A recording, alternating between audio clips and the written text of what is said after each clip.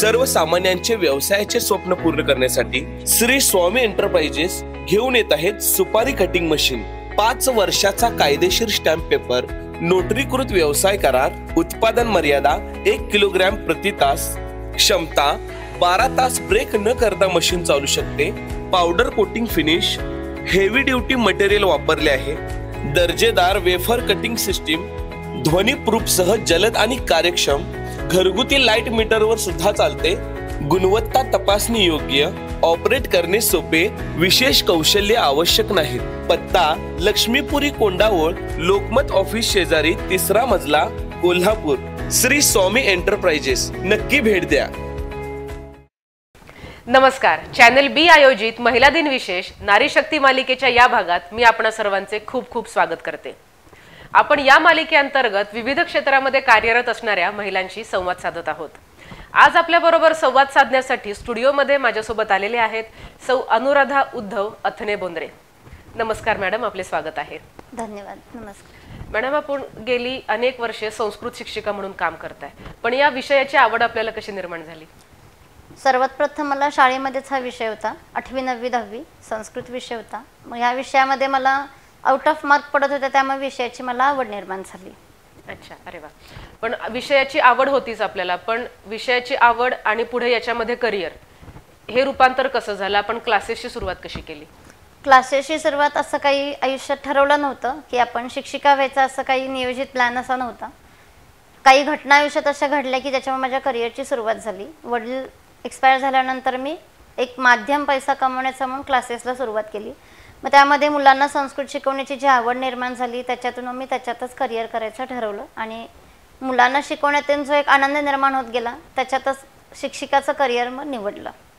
मग तेव्हा मी त्याच्यामधून पुढे 11वी 12वी विवेकानंदला होते, त्याच्यानंतर मग BA केलं, त्याच्यातूनच MA केलं आणि आत्ता माझं पुण्यामध्ये B.Ed जस्ट झालं कंप्लीट, स्पेशल संस्कृत युनिव्हर्सिटीमधून, पुणे युनिव्हर्सिटीमधून। अरे वा। जेव्हा आपण B.Ed करत होतात तेव्हा नेमका कोरोना आला आणि मग कोरोनामुळे तुम्हाला खूप वेगवेगळ्या अडीअडचणींना सामोरं जावं लागलं। मग आर्थिक असतील, मानसिक असतील, अशा खूप अडचणी आपल्याला आल्या, तर त्यातून तुम्ही बाहेर कसं पडलात? खूपच अडचणी आल्या, कारण जेव्हा एक्झाम दिली, आपली CETची दिली, त्याच्यानंतर मग पुण्यामधून कॉल आला की तुमचं राऊंडला सिलेक्शन झालेलं आहे आणि लॉकडाऊन होतं, त्यामुळं ऑनलाईनच त्यांनी कोर्स असं सांगितलं, सगळ्या फॅसिलिटी, लेक्चर सगळं ऑनलाईन मिळेल। मग 1 वर्ष ऑनलाईन झालं, त्यामुळे काही वाटलं नाही।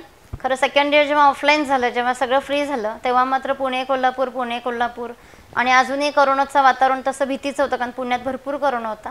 मग जीव मुठीत घेऊनच जायचं, थोडं यायचं, सोशल डिस्टन्स मेंटेन। आणि यावेळेला ॲक्च्युली फर्स्ट इयर सुटल्यानंतर मानसिक टेन्शन बरंच आलं, कारण घरी पण पेशंट्स होते, सासरे आई होत्या, म्हणजे सासूबाई, इवन मिस्टरही होते। मग या परिस्थितीतनं बरेच काही फायनान्शियल प्रॉब्लेम आले, थोडी घाबरले आणि अभ्यासाकडे लक्ष नव्हतं। मग फेल होईल की काय असं चान्सेस आले, त्याच्यापेक्षा मग 1 वर्ष ड्रॉप घेऊ। खरं आमच्या कॉलेजच्या ज्या गीता मॅडम आहेत त्यांनी भरपूर सपोर्ट केला, तू हुशार आहेस, नाही आत्ताच कंप्लीट करायचं, थोडीशी जिद्द ठेव। आणि याच्यामध्ये नंतर माझ्या मिस्टरांनी म्हणजे उद्धवनी आणि माझ्या आई बाबा म्हणजे सासू सासरे यांनी भरपूर मला सपोर्ट केला आहे, त्यामुळे मी आत्तापर्यंत पोचले ते इथं। म्हणजे त्या आधी सपोर्ट माझ्या आई आणि भावाने दिला, तर त्यानंतर मला आत्तापर्यंत 10 वर्ष सपोर्ट केला आहे तो माझ्या पूर्ण इकडच्या सासरच्या फॅमिलीने। त्यामुळे माझं करिअर म्हणा किंवा हे नाव सगळं ह्याच्यामध्ये सेट झालं आहे। नक्कीच, आवड असेल तर आपण अडचणी सुद्धा पार करून पुढे जाऊ शकतो आणि त्या अडचणी पार करून पुढे जाताना जी जिद्द आपण बाळगलेली असते, त्याला जर आपल्या घरच्यांचं, आपल्या जवळच्यांचं जर पाठबळ असेल तर गोष्टी अचीव करणं हे खूपच सुंदर होऊन जातं। मॅडम, आपण साधारण 18 वर्ष झाले तरी या संस्कृत विषयाचं शिक्षिका म्हणून काम करत आहात, तर लोकांचा या भाषेकडे बघण्याचा दृष्टिकोन कसा आहे आणि तो बदलत चाललाय का? याबद्दल आपण काय सांगाल? खूपच बदलत चाललाय, कारण मी जेव्हा शाळेत होते तेव्हा खरं सांगायचं तर माझ्या आईलाही माहिती नव्हतं की मी संस्कृत शिकतेय, कारण ती आपल्या घरकामामध्ये व्यस्त असायची, तिला काही त्याच्यातलं त्या संस्कृतबद्दल काही कळायचं नाही।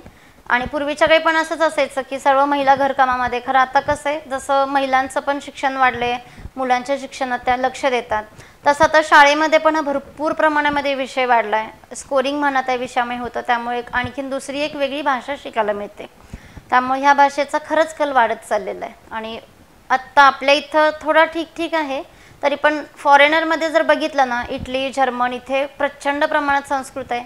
तिथल्या मुलांना ॲक्च्युली फ्लुएंट इंग्लिश असतं, त्यामुळे त्यांना संस्कृतचं उच्चारण स्पष्ट करता येत नाही. तरी देखील त्यांनी असे काही टीचर्स तिथं सोयीस करून दिलेत की खरंच तिथले शिक्षण संस्कृत खूप चांगलं आहे. अरे वा.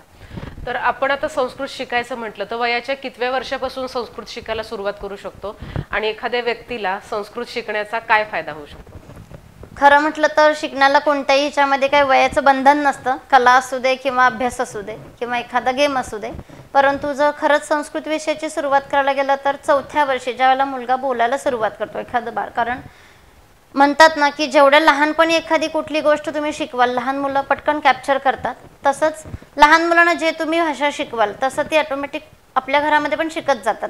ही भाषा जर लहानपणी शिकवली तर शब्दांचं उच्चारण, ळ, ल आणि ज्ञ याचं उच्चारण आणि त्याचे पूर्ण ओव्हरऑल मराठी व्याकरण याच्यावरती भरपूर फरक पडतो. कारण उच्चारण क्षमता वाढते, स्मरणशक्ती वाढते आणि मुलग्याचं ओव्हरऑल भाषेमधलं बोलायचं शुद्धीकरण ते खूप चांगलं होतं या भाषेमुळं.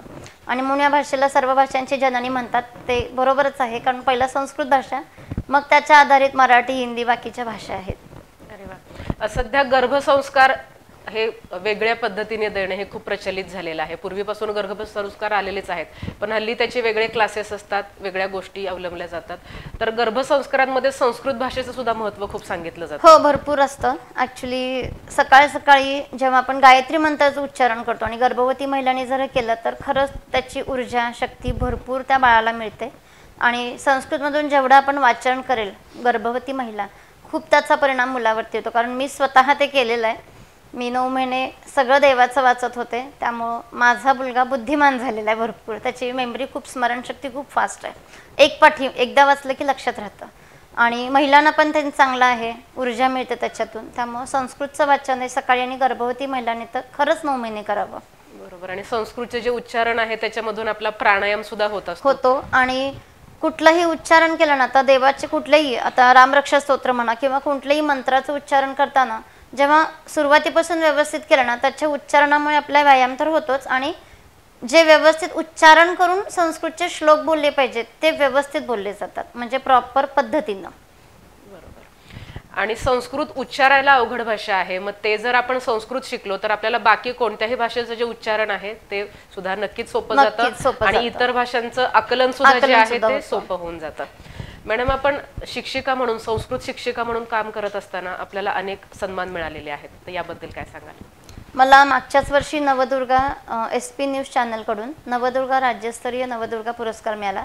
तो पुरस्कार मला माझ्या कार्यावरती, म्हणजे संस्कृत शिक्षिका म्हणून पण, त्याच्या व्यतिरिक्त मी जे 18 वर्ष काही माझ्या आयुष्यात चढ उतार झाले, बरेच काही प्रसंग आले, त्याच्यातून जे मी करिअर उभा केलं आणि मी खूप खूप मुलं घडवली आहेत. माझा रिझल्ट 100मधून 100 आला आहे. कित्येक वर्ष रिझल्ट माझा कॉन्स्टंट आहे, म्हणजे कितीही जीवनामध्ये अडथळे आले तरी माझा रिझल्ट कॉन्स्टंट राहिला आहे. याच्यासाठी मला तो सन्मान मिळालेला आहे.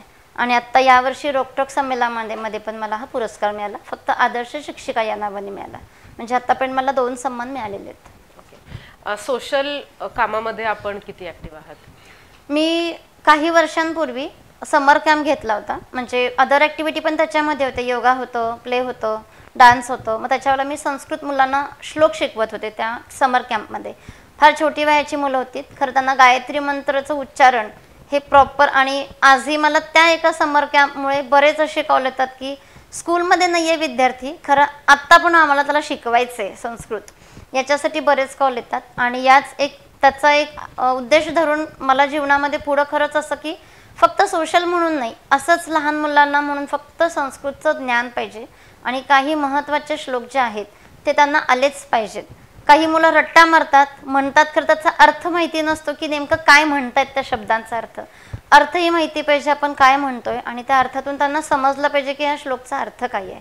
त्यामुळे असे बरेच लहान मुलांना फक्त मला संस्कृत ज्ञान द्यायचं आहे, एज्युकेशन सोडून, शिक्षण सोडून, म्हणजे शाळेव्यतिरिक्त असं माझं एक आहे ध्येय. अजून बरं सुरुवात करायची खरं. मॅडम, मला अजून एक तुम्हाला असं विचारायला आवडेल की कोरोनापासून गोष्टी ऑनलाईन शिकवणं, ऑनलाईन क्लासेस सुरू झाले, अनेक गोष्टी ऑनलाईन, म्हणजे योगा क्लासेस सुद्धा आपण ऑनलाईन बघतो. तर संस्कृत सारखा विषय ऑनलाईन शिकवणं सोपं आहे की अवघड आहे? आपल्याला काही अडचणी आल्या आणि आपण मुळात तो ऑनलाईन शिकवला का, आणि शिकवताना आपल्याला काय अडचणींना सामोरं जावं लागलं? भरपूर आल्या. शिकवला पण आणि भरपूरही आले आणि त्याच्यातून मलाही स्वतःला बरंच काही शिकायला मिळालं. कारण ॲक्च्युली हा शैक्षणिक स्तरावरती 5th स्टँडर्डपासून CBSE बेसला संस्कृत हा विषय आहे. मग त्या 5वीच्या मुलांना ऑनलाईन शिकवताना जसं एखादं फळ दाखवायचं आहे मला, सेब फुलम म्हणजे ॲपल, मग ते चित्रातून बुकमध्ये दाखवलं सोपं होत होतं. खरं त्यावेळेला ऑनलाईन नसल्यामुळं, मुलासमोर नसल्यामुळं प्रत्यक्ष त्या प्रत्येक चित्रांचा मी व्हिडिओ काढून व्हिज्युअलायझेशन करून मी स्वतःच्या लॅपटॉपमध्ये PPTs निर्माण केल्या आणि त्याच्यातून मी त्या विद्यार्थ्यांना, प्रत्येक विद्यार्थ्यास प्रत्येक चित्राचा मी व्हिडिओ काढून व्हिज्युअलायझेशन करून त्यांना शिकवलं. आणि त्याच्यावरून माझ्या लक्षात आलं की चित्रातून मुलांना पटकन एखादी गोष्ट कॅप्चर होते. म्हणजे पहिला चित्र, मग त्याची भाषा आणि मग त्याचं रूपांतर म्हणजे त्या भाषेमध्ये असं. त्याच्यातून मुलांच्या पटकन लक्षात येतं चित्रातून, हे माझ्या लक्षात आलं. आणि करोना जरी गेला असेल तरी पण मी माझ्या आत्ता विषयाचं जे व्याकरण आहे ना, जे महत्त्वाचं व्याकरण आहे 9वी-10वीचं, ते सगळं मी चित्रातून रूपांतरण करून माझ्या लॅपटॉपमध्ये सगळं PPTच्या रूपांतर सेव्ह करून ठेवलेलं आहे की जेणेकरून मला मुलांना ते शिकवायला फार सोपं जातं आणि मुलांचीही पटकन ते स्मरणात राहतं. कारण चित्र बघितल्यामुळे तो विषय त्यांच्या लगेच लक्षात येतो. त्यामुळं फायदाही तेवढाच झाला आणि त्यावेळी शिकवताना नुकसानही, वेळही भरपूर गेला. तर आता त्याचा मला भरपूर फायदा होतो कारण तयार असल्यामुळे पटकन शिकवू शकते आणि मुवेबल असल्यामुळे मी कोणत्याही अदर कुठेही क्लासेसमध्ये पण ते जाऊन दाखवू शकते. असा त्याचा मला फायदा झाला. अरे वा. मग शैक्षणिक विषय आपण म्हणून संस्कृत शिकवता. मग शैक्षणिक विषय म्हणजे 5वी ते 10वी हा मूळ विषय असतो. संस्कृत विषय पूर्ण असेल किंवा अर्धा 50 मार्काचा असेल असं. तर या व्यतिरिक्त जर कोणाला संस्कृत विषय शिकण्याची आवड असेल, कारण मगाशी आपण म्हणालात की भाषा शिकण्याला किंवा कुठलीही कला शिकण्याला वयाचं बंधन नसतं, तर आपण असं विद्यार्थी सोडून बाकी लोकांना मार्गदर्शन करता का संस्कृतचं? आत्तापर्यंत असं नाही केलेलं, परंतु तसे विविध मला कॉल आले. जसं जसं माझं करिअर क्षेत्रामध्ये नाव होत गेलं की मुलांच्या मार्फत तसं मला बऱ्याच महिलांनी कॉल केला की आम्हाला विषय नाही आहे, परंतु देवाची पुस्तकं वाचताना काही मंत्र म्हणताना आम्हाला त्याचे उच्चारण कळत नाहीत किंवा कुठं थांबायचं, कुठं बोलायचं कंटिन्यू हे समजत नाही. त्यामुळे असे मला विविध कॉल आले की आम्हाला फक्त विषय म्हणून नाही, एक देवाधर्माचं वाचण्यासाठी आणि एक विषयाची आवड म्हणून फक्त संस्कृत आम्हाला बोलायला शिकायचं आहे किंवा ते एखादा अध्याय समजा वाचायचा आहे तर त्यांना तो कळत नाही, कुठं थांबावा. याच्यासाठी मला बरेच असे कॉल आले. लॉकडाऊनच्या वेळेला पण आले. मग आता मला भविष्यात तसं एक आहे की विषय सोडून म्हणजे शालेय स्तरावरती न शिकवता फक्त त्या महिलांना किंवा एखाद्या व्यक्तीला शिकवण्याची जर इच्छा असेल तर मी तो शिकवू शकते. त्याच्यासाठी वेळ बराच लागेल कारण लहान मुलांची कपॅसिटी, ग्रास्पिंग आणि एक 40 नंतरची कपॅसिटी खूप फरक असतो, परंतु अवघड असं नाही आहे. मनात जिद्द असेल तर तेही शिकू शकतो आपण आणि शिकवूही शकतो. भविष्यात मला तो आहे की फक्त महिला वर्गाचं चालू करायचं आहे. मॅडम, आपण आपल्या क्लासेस मार्फत अनेक विद्यार्थी आजपर्यंत घडवलेले आहेत, तर यामागचा आपला अनुभव कसा होता? माझ्या या श्री क्लासेसमध्ये मी बिफोर मॅरेजपासून खूप विद्यार्थी घडवलेत आणि याच्यामध्ये 10 वर्ष झाले माझा रिझल्ट या सब्जेक्टमध्ये कॉन्स्टंट राहिला. म्हणजे 100 आउट ऑफ 100 मी त्यांना मार्क मिळवून दिलेत आणि पुढेही असंच राहील माझं ध्येय आहे. आणि संस्कृत ह्याची पण आवड त्यांना निर्माण झाली. आणि आणखीन एक वैशिष्ट्य की 10 वर्षापूर्वीचे विद्यार्थी जेव्हा मला कुठेही भेटतात, कोल्हापुरातच लग्न झालं मी इथंच त्यांना भेटते, तेव्हा ते मला ओळखतात वैशिष्ट्यपूर्ण. तिथं खूप एक समाधान वाटतं की खूप वर्षापूर्वी शिकवलेलं ज्ञान मुलं विसरलेलं नाही आहेत आणि ती मुलं शिक्षकांनाही विसरले नाही. त्यामुळे तो एक अनुभवाचा क्षण आणि आनंदाचा वाटतो की मुलं कुठेही जरी असली, आउट ऑफ कोल्हापूर असली तरी पण ती विसरत नाहीत. कुणाच्या कोणाच्या रूपातून एक आपल्याला नाव आठवण काढतात.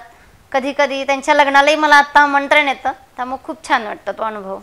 मग या क्लासमार्फत भरपूर विद्यार्थी घडवले, त्याचं खूप समाधान वाटतं मला खूपच. अरे वा. तर आपण संस्कृत शिक्षिका आहात, एक उत्तम शिक्षिका आहात, तर आपल्या प्रेक्षकांसाठी एक विशेष श्लोक आपण काय सांगाल? यत्र नार्यस्तु पूज्यन्ते तत्र देवता रमते, यत्र नार्यस्तु न पूज्यन्ते सर्व क्रिया असफला. याचा अर्थ असा आहे, जिथं नारीला तुम्ही सन्मान देता, तिची पूजा करता, तिला मान देता, तिथं देवतासुद्धा रमते त्या घरामध्ये. आणि जिथं नारीचा अपमान केला जातो किंवा तिचा तिरस्कार केला जातो त्या घरामध्ये कुठल्याही क्रिया असफलच होत राहतात. म्हणजे जसं आधी सांगितल्याप्रमाणे संस्कृतीमध्ये की नारीचा सन्मान ठेवा, तिला मान ठेवा, तिचा अपमान कधीही करू नका. ह्या श्लोकचा अर्थ असाच आहे. तर जागतिक महिला दिनाच्या निमित्त आपण सर्वांनी ही गोष्ट लक्षात घेऊया की आपली घरातली जी स्त्री आहे तिचा आपण मान ठेवूया, जेणेकरून आपल्या घराचं भविष्य देखील उज्ज्वल राहील. तर मॅडम, आपण जागतिक महिला दिनानिमित्त आपल्या महिला प्रेक्षकांना काय मार्गदर्शन कराल? स्त्रियांना मी आतापर्यंत जे जीवन जगते किंवा जगत आली, भरपूर विघ्न येतात, परंतु त्याच्यातून पण मात करण्याची शक्ती स्त्रियांमध्ये जास्त असते, जे म्हटलं गेलं ते मी प्रत्यक्षात अनुभवलं. पण पुरुषांना जेवढी नसते तेवढी स्त्रियांच्यामध्ये भरपूर शक्ती असते आणि ती याच शक्तीला स्वतः तिनं ओळखलं पाहिजे आणि त्याच्यातून जिद्द करून ते तिचं जे काही कार्य आहे आपल्या परिवारासोबत तिनं पुढे चालवलं पाहिजे. अरे वा, नक्कीच. प्रत्येक अडचणीवरती मात करून आपल्यामध्ये ज्या क्षमता आहेत त्या ओळखून अडचणीवरती मात करणं हे खूप महत्त्वाचं आहे. यश आपल्याला जरूर मिळेल. हीच प्रेरणा आपण आजच्या मुलाखतीमधून घेतलेली आहे. मॅडम, आपण वेळात वेळ काढून आमच्या स्टुडिओमध्ये आलात आणि आपल्या प्रेक्षकांना मार्गदर्शन केलं त्याबद्दल चॅनल बी तर्फे मी आपले खूप खूप आभार मानते. धन्यवाद. इन्स्पायर अकॅडमी शिक्षणाची परंपरा ही कोणत्या स्थानावरून नाही तर त्या संस्थेवरून ठरत असते. IIT, JEE, नीट, MSCIT ची उत्तम तयारी करून घेणारी पुणे, सातारा आणि कोल्हापूर येथील प्रसिद्ध संस्था इन्स्पायर अकॅडमी. इयत्ता 7वी पासूनच इंजिनिअरिंग आणि मेडिकलचे foundation course, KVPY, olympiad, NTSC यासारख्या स्कॉलरशिप परीक्षेत हमखास यश मिळवून देणारी अकॅडमी इन्स्पायर अकॅडमी. IIT फॅकल्टीच्या उज्ज्वल परंपरेतून घडलेला विद्यार्थी भविष्यात लौकिकात भरच घालेल. BITSAT entrance, JEE Main आणि ॲडव्हान्सची तयारी, स्पेशल NDA कोर्स, शिवाय बाहेर गावच्या विद्यार्थ्यांसाठी राहण्याची सोय. महाराष्ट्रातील हायेस्ट सक्सेस रेट असलेल्या इन्स्पायर अकॅडमी मध्ये आजच प्रवेश घ्या आणि आपल्या पाल्याचे भवितव्य घडवा उज्ज्वल. Inspire Academy, inspiring young minds through education. प्रवेशासाठी संपर्क तथासू कॉर्नर, शाहूपुरी, रेल्वे गेट समोर, कोल्हापूर. संपर्क 79 72 96 12 99 91 46 81 45 00. सर्वसामान्यांचे व्यवसायाचे स्वप्न पूर्ण करण्यासाठी श्री स्वामी एंटरप्राइजेस घेऊन येत आहेत सुपारी कटिंग मशीन. 5 वर्षाचा कायदेशीर स्टॅम्प पेपर, नोटरीकृत व्यवसाय करार, उत्पादन मर्यादा 1 किलोग्रॅम प्रति तास, क्षमता 12 तास ब्रेक न करता मशीन चालू शकते. Powder coating finish, heavy duty material वापरले आहे. दर्जेदार वेफर कटिंग सिस्टीम, ध्वनी प्रूफ सह जलद आणि कार्यक्षम. घरगुती लाईट मीटरवर सुद्धा चालते. गुणवत्ता तपासणी योग्य, ऑपरेट करणे सोपे, विशेष कौशल्य आवश्यक नाहीत. पत्ता लक्ष्मीपुरी कोंडावळ, लोकमत ऑफिस शेजारी, 3रा मजला, कोल्हापूर. श्री स्वामी एंटरप्राइजेस, नक्की भेट द्या. नमस्कार. चॅनल बी प्रस्तुत नारी शक्तीच्या आजच्या भागात मी आपलं स्वागत करते. आज माझ्याबरोबर स्टुडिओमध्ये आपल्याशी संवाद साधण्यासाठी आलेले आहेत सौ गायत्री रानडे. मॅडम, चॅनल बीच्या स्टुडिओमध्ये आपलं खूप खूप स्वागत. धन्यवाद. मॅडम, आपण कोल्हापूरमध्ये अतिशय यशस्वीरित्या इव्हेंट मॅनेजमेंटची एक फर्म चालवता. हो. पण ही फर्म सुरू करावी यामागची आपली प्रेरणा काय? प्रेरणा अशी की माझ्या आईचा केटरिंगचा व्यवसाय आहे. तर मग त्यानिमित्ताने आपले जे घरगुती कार्यक्रम असतात त्याच्यामध्ये आईसोबत जाणं व्हायचं. मग लग्न, मुंज, डोहाळे जेवण, बारसं ह्या कार्यक्रमांमध्ये जाऊन मग तिथे जे काही डेकोरेशन केलेलं असायचं मग बघितलं की असं कधी कधी वाटायचं की नाही बाबा हे असं नाही, अशा पद्धतीने केलं तर आणखीन छान दिसू शकतं. आणि मग हळूहळू म्हणजे आईचं आणि माझं डिस्कशन होऊन मग मी थोडे चालू केले होते इव्हेंट्स. मग त्याच्यानंतर म्हटलं की कुठलीही गोष्ट जर सुरू करायची असेल तर त्याचं व्यवस्थित शिक्षण जर घेतलं तर त्याला आणखीन छान जोड मिळते. म्हणून मग इव्हेंट मॅनेजमेंटमध्ये MBA केलं आणि मग 2017 पासून सेपरेट फर्म इव्हेंट ॲमोर या नावाने सुरू केली.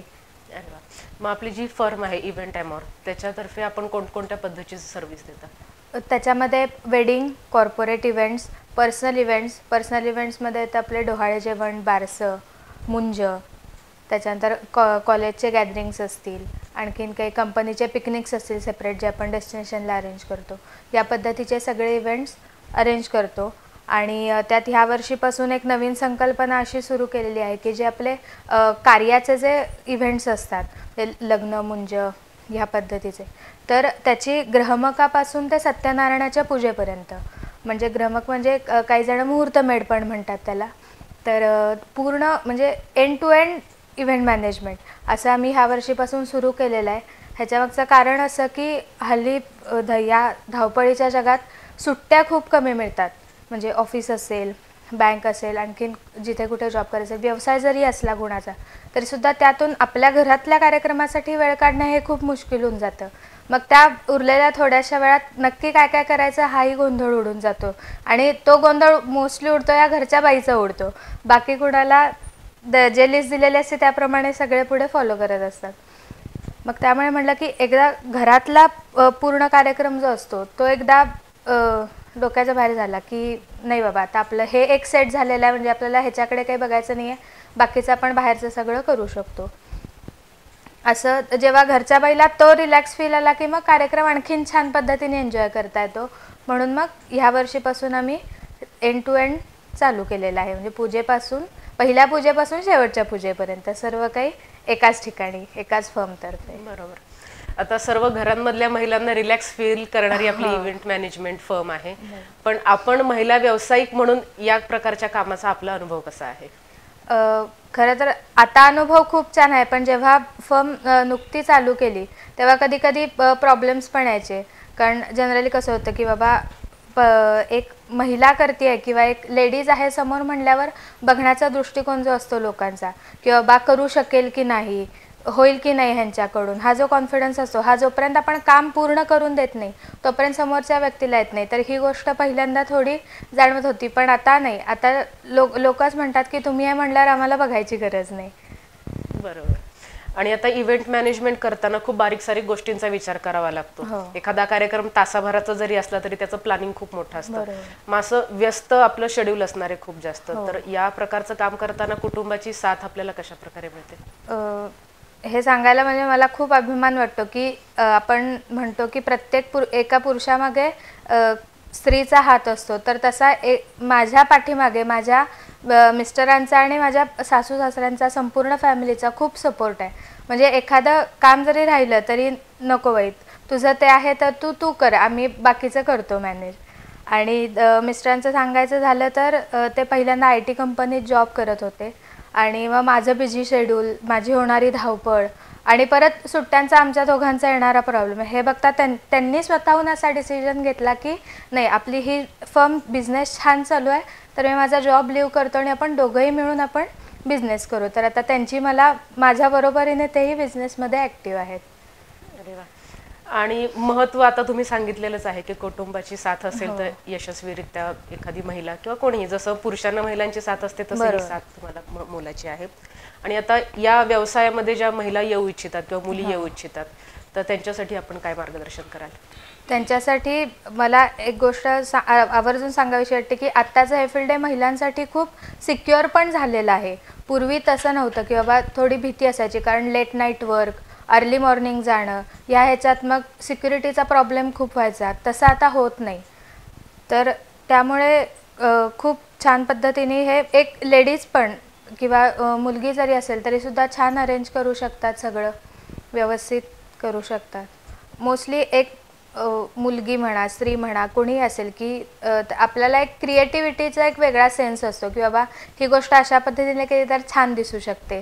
तर त्यामुळे ह्या व्यवसायात महिलांना मुलींना खूप स्कोप आहे की बाबा क्रिएटिव्ह. आणि ही इव्हेंट मॅनेजमेंट ही गोष्ट अशी आहे की तुम्ही रोज जरी क्रिएटिव्ह दिलं तरी लोकांना हवंच आहे. असं नाही की काल झालं आहे म्हणून आज नको आहे. आज जरी दिलं तरी ते अगदीच चालण्यासारखं आहे लोकांना. आणि त्याबरोबरीने जी आपण मेहनत करतो त्या पद्धतीने मेहनतीचं फळही आपल्याला मिळतं, म्हणजे प्रॉफिटच्या संदर्भात असेल आणि पब्लिसिटीच्या दोन्ही पण. म्हणजे पब्लिसिटी पण तेवढीच छान होते आणि त्या मानाने आपण जर एखादी गोष्ट चांगली लोकांपर्यंत देत असू तर त्याचा इन्कम पण प्रॉफिट पण आपल्याला त्याच पद्धतीने छान मिळून जातो. त्यामुळे दोन्ही गोष्टी आहेत ह्याच्यामध्ये. त्यामुळे महिलांसाठी खूप छान आहे. अरे वा. ज्यांना काही व्यवसाय सुरू करायचा आहे किंवा ज्यांच्याकडे आर्टिस्टिक व्ह्यू आहे तर त्यांनी नक्कीच या क्षेत्रामध्ये नक्की नक्की. आता जशी बाकीच्या क्षेत्रांमध्ये स्पर्धा आहे तशी या क्षेत्रामध्ये सुद्धा स्पर्धा वाढलेली आहे आणि कामाला वेळ बऱ्यापैकी द्यावा लागतो. जसं तुम्ही म्हटलं अर्ली मॉर्निंग असेल, लेट नाईट असेल किंवा कधी कधी दिवसभर बिझी राहतं. तर अशा पद्धतीचं काम करताना मानसिक आणि शारीरिक स्वास्थ्य कितपत जपावं लागतं, कशा पद्धतीने जपावं लागतं याबद्दल काय सांगाल आणि आपण काय करता त्याच्यासाठी? नक्की. म्हणजे खूपच छान आणि महत्त्वाचा प्रश्न आहे हा. तर जसं तो आपलं मगाशी बोलणं झालं त्या पद्धतीने की एकदा जेव्हा वर्क चालू होतं, ऑन फील्ड वर्क चालू होतं त्यावेळी टायमिंगचं कुठलंही लिमिट नसतं. कुठल्याही व्यवसायात असं आहे, पण इव्हेंट मॅनेजमेंटमध्ये थोडंसं जास्ती ह्यासाठी की एकतर एका दिवसात सगळा सेटअप उभा करायचा आणि तो परत काढून सगळं आहे तसं पूर्ववत करायचं. त्यामुळे वेळ खूप लागतो तर मग पहिली गोष्ट तर जी आपल्या शरीराला जास्ती गरजेची असते ती म्हणजे विश्रांती. तर विश्रांती ही ह्या पिरियडमध्ये खूप कमी मिळते. मग त्याच्यासाठी प्राणायाम असेल, योगा असेल, तर ह्या गोष्टी जर त्याची जोड जर असेल तर ह्या हेक्टिक शेड्यूलचा त्रास होत नाही. आणखीन परत आपल्या खाण्याच्या वेळासुद्धा खूप पुढे मागे होतात. म्हणजे समजा जर रोजचं आपलं ब्रेकफास्टचं टायमिंग असेल 8चं, तर त्यावेळी ब्रेकफास्टचं टायमिंग 10 ते 11चं हे आपोआप होऊन जातं. तर त्याच्यामध्ये पण मग काहीतरी त्यावेळेत थोडंसं खाणं, म्हणजे जी आपली रोजची टायमिंग आहे त्यावेळी थोडंसं काहीतरी खाणं, आणि मग नंतर पुढे लेट झाला तरी चालेल, पण त्यावेळी पोटात गेलं की बरं वाटतं. त्यामुळे मग असं म्हणजे इन जनरल शेड्यूल ॲडजस्ट करायला लागतं. ते पण कधी कधी नाही शक्य होत, पण जेवढं शक्य होतं तेवढं ॲडजस्ट करून करायला. नक्कीच मॅडम, आपण इव्हेंट मॅनेजमेंटचं काम करत असताना आपल्याला अनेक अनुभव येत असतील, तर यातील एखादा लक्षात राहणारा अनुभव मला सांगा. लक्षात राहणारा अनुभव असा की लग्नाचा इव्हेंट होता, वेडिंग इव्हेंट, जो आपल्या इथेच अयोध्या हॉटेलला होता. आणखीन त्यांचं होतं की संध्याकाळी गोरज मुहूर्तावर त्यांचं लग्न होतं. आणखीन त्याच्यानंतर लग्नाचे सगळे विधी झाले की मग रिसेप्शन त्यांनी सगळ्यांसाठी ठेवलं होतं. मग त्याच्यासाठी आपलं तिथलं जे लॉन आहे तर तिथे पूर्ण पेंडॉल टाकून, अम्ब्रेला पेंडॉल टाकून विधिमंडप केला होता मध्ये, आणि जो नंतर फक्त रिमूव्ह करून चेअर्स अरेंज करून रिसेप्शनचा जो काही आपला लुक असतो तो इथे सेट करायचा होता. मग त्या दिवशी झालं असं की थोडासा लेट झाला विधी सुरू व्हायला, कारण आवरायचं होतं, आणखीन 2-3 गोष्टी झाल्या, आणि जो एक्सपेक्टेड होतं की 6 वाजता कंप्लीट होईल आपला, म्हणजे पुढचा 1 तास मिळेल, पूर्ण 6 ते 7 1 तास मिळेल, ज्याच्यात आपण पूर्ण पेंडॉल रिमूव्ह करू शकू. आणि मग त्यांनी 7:30ची टायमिंग सगळ्यांना दिली होती. तर त्यावेळी झालं असं की सगळं आवरायलाच त्यांचे 7 वाजले, आणि मग त्याच्यानंतर थोडं टेन्शनही आलं होतं की एवढा आता मोठा मंडप आहे, जवळपास 4 ते 5 हजार स्क्वेअर फूटचं ते लॉन होतं, आणि तो पूर्ण मंडप रिमूव्ह करायचा, जो की बिल्डअप करण्यासाठी वेळ लागला होता 1.5 दिवस. तो फक्त आता हातात टास्क आहे की 15 मिनिटात रिमूव्ह करायचा आहे. तर 2 मिनटं शांत बसो, जसं की मगाशी सांगितलं की जे स्ट्रेस न घेता कुठली गोष्ट केली तर इझिली होते. तर त्याचा पण हा एक अनुभव आहे की 1-2 मिनटं शांत बसलो, आणि जेवढी काही टीम होती तेवढी सगळी टीम फक्त तो पेंडॉल रिमूव्ह करायला टाकली, आणि विदिन 10 मिनिट्स तो पूर्ण पेंडॉल आम्ही रिमूव्ह केला. आणि त्याच्यानंतर म्हणजे क्लायंटना पण थोडं टेन्शन आलंच होतं नक्कीच, की बाबा आता त्यांनी पण बघितलंच होतं की किती वेळ लागला उभं करायला, आणि रिमूव्ह करायला ऑब्व्हियसली ॲटलिस्ट 1 तास तरी पाहिजे, वरचा अर्धा तास जर सोडला तर. पण तो विदिन 10 to 15 मिनिट्स रिमूव्ह झाल्यानंतर त्यांनाही खूप आनंद झाला की बाबा आपले पाहुणे यायच्या आधी हा सगळा गोंधळ त्यांच्यासमोर काही झाला नाही. नाही तर कधी कधी काय होतं की असं वाटतं की नाही, अरे आता कार्यक्रम चालू झाला आणि अजून ह्यांचं वर्किंग सुरूच आहे, असंही वाटू शकतं काही जणांना, पण तसं कुठंही झालं नाही. आणि विदाऊट एनी डिस्टर्बन्स त्यांचा रिसेप्शनचा इव्हेंट स्मूथली सुरू झाला. तर हा एक खूप छान अनुभव आत्तापर्यंतच्या इव्हेंट्समध्ये आलेला आणि लक्षात राहण्यासारखाही आहे. मॅडम, महिला दिनानिमित्त आपण आपल्या महिला प्रेक्षकांना काय मार्गदर्शन कराल? महिला प्रेक्षकांना माझं हे सांगणं असेल की तुम्ही काहीही करा, कुठलाही व्यवसाय करा किंवा जॉब करत असाल तर तो करताना कुठेही जास्ती विचार की बाबा आता मला हे करायचं हे आपल्या डोक्यावर एक टेन्शन असतं प्रत्येक महिला किंवा लेडीजच्या डोक्यावर, जी घर पण सांभाळते आणि ऑफिस व्यवसाय जो काही असेल तोही सांभाळते. तर कुठल्याही गोष्टीचा विचार न करता जर ती गोष्ट केली, म्हणजे आधी प्लॅनिंग करायचं की बाबा हां आज मला दिवसभरात ह्या गोष्टी करायच्या आहेत, आणि मग नंतर त्याच्या पुढे मग विचार नाही करायचा, हां झालं की फक्त टिक मार्क करत जायचं, ह्या गोष्टी झाल्यात, मग एंड ऑफ द डे लक्षात येतं की विदाऊट एनी स्ट्रेस आपल्या त्या सगळ्या गोष्टी कंप्लीट झालेल्या असतात. पण हेच जर आपण नाही फक्त हे करायचं असं करत जर गेलो तर मग आपला स्ट्रेस पण वाढतो, त्या ह्याच्यात केल्या जाणाऱ्या कामात चुका होण्याची शक्यता असते. मग कुणी समजा आपल्याला काही म्हणलं की नाही बा हे असं का झालं, हे असं का केलं, असं केलं की मग जी होणारी चिडचिड असते ती खूप कमी होते. म्हणजे आपण जेवढं मेंटली स्टेबल राहू तेवढं आपले पूर्ण दिवस ऑफिसमधला असू दे घरातला असू दे दोन्हीकडचा खूप छान जातो. अरे वा, खूप महत्त्वाचा सल्ला मॅडमनी दिलेला आहे की कोणताही स्ट्रेस न घेता प्रॉपर प्लॅनिंग करून जर आपण काम करत राहिलो तर यश नक्कीच आपल्याला मिळणार आहे. प्रेक्षक हो, जागतिक महिला दिनानिमित्त चॅनल बी आपल्यासाठी घेऊन आले होते नारी शक्ती ही विशेष मालिका. यामध्ये आपण विविध क्षेत्रामध्ये कार्यरत असणाऱ्या महिलांच्या मुलाखती घेतल्या. यामागचा उद्देश असा होता की सर्वांना यामधून मार्गदर्शन मिळेल, प्रेरणा मिळेल आणि आपणही काहीतरी करावं याची जिद्द निर्माण होईल. तर याच ठिकाणी मी आपला निरोप घेते. धन्यवाद.